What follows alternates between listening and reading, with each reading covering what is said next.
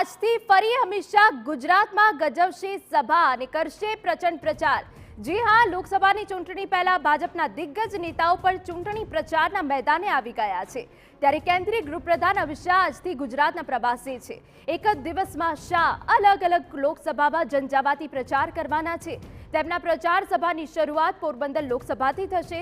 અમિત શાહ સૌથી પહેલા સવારે 11 વાગે જામકંડોરણામાં જાહેર સભા યોજશે।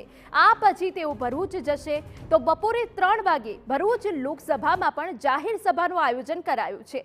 એટલું જ નહીં, પંચમહાલ લોકસભા માટે સાંજે 6 વાગે સભા ગજવશે।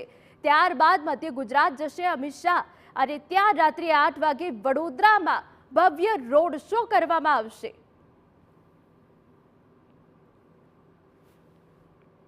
શાહના ચૂંટણી પ્રચાર દરમિયાન કોંગ્રેસ પક્ષને પણ ઝટકો લાગવાનો છે, કારણ કે પંચમહાલ અને શહેરા વિધાનસભા બેઠકના કોંગ્રેસના પૂર્વ ઉમેદવારો, હોદ્દેદારો અને કાર્યકરો ભાજપમાં જોડાવવાના છે। આપને જણાવી દઈએ, શહેરા બેઠકના ઉમેદવાર રહી ચૂકેલા દુષ્યંતસિંહ ચૌહાણ કેસરિયા કરવાના છે અને તેમની સાથે 70થી વધુ કોંગ્રેસના પૂર્વ હોદ્દેદારો અને કાર્યકર્તાઓ ભાજપમાં જોડાશે। તો જિલ્લા પંચાયત વિપક્ષ નેતા રશ્મિતાબેન ચૌહાણ કેસરિયા કરશે।